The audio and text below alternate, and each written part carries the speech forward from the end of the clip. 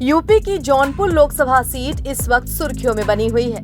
इसके पीछे एक बड़ी वजह बाहुबली धनंजय सिंह है, जो इस सीट से सांसद रह चुके हैं, मगर अपहरण और फिरौती मामले में सजा होने की वजह से वो इस बार चुनाव नहीं लड़ पाए। धनंजय सिंह के जेल जाने के बाद उनकी पत्नी श्रीकला रेड्डी बसपा के टिकट पर जौनपुर लोकसभा सीट से खड़ी हुई। उन्हें मायावती ने अपनी पार्टी का प्रत्याशी बनाया। श्रीकला रेड्डी ने जोर शोर से चुनाव प्रचार भी शुरू कर दिया। यहाँ तक कि श्रीकला ने अपना नामांकन भी किया और फिर जेल से छूट कर आए पति धनंजय सिंह ने चुनाव प्रचार में पत्नी की मदद की बात भी कह दी।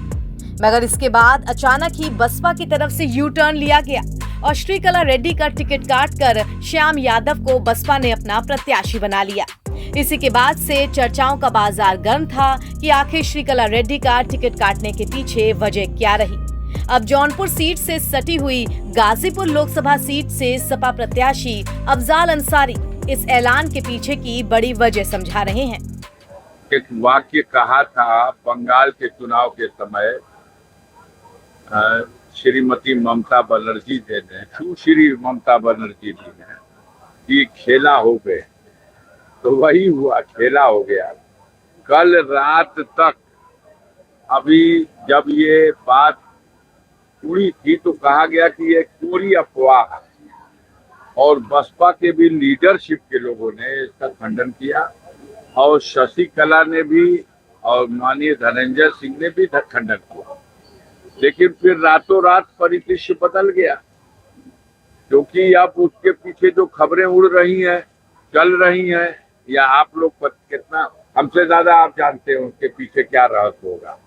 कई लोग बता रहे हैं कि जिस तरह से माननीय रघुराज प्रताप सिंह राजा भैया से मुलाकात हुई है देश के गृह मंत्री की, और उसी तरह से ये भी लोग कह रहे हैं कि माननीय धनंजय सिंह से भी देश के गृह मंत्री, क्या संकेत है इससे अंदाज लगा लीजिए। ये किस बात का संकेत है? जो विश्व की सबसे बड़ी पार्टी है उसका ये हशर हो गया कि दूसरे दलों का टिकट बदलवाया जाए और मनचाहा कैंडिडेट वहां लड़वाया जाए, ताकि डूबती हुई नाव को शायद किनारे लगने की एक उम्मीद जगे। सफाया हो रहा है, तो सभी जान रहे थे कि भारतीय जनता पार्टी जौनपुर के सीट पर तीसरे नंबर पर जा रही, थर्ड नंबर, तो वो परेशान थे। सफाया हो रहा है, लालगंज में यही हो रहा है, आजमगढ़ में यही हो रहा है, कहाँ कहाँ प्रत्याशी बदलवाएंगे, घोसी में यही हो रहा है, बलिया का हाल यही है।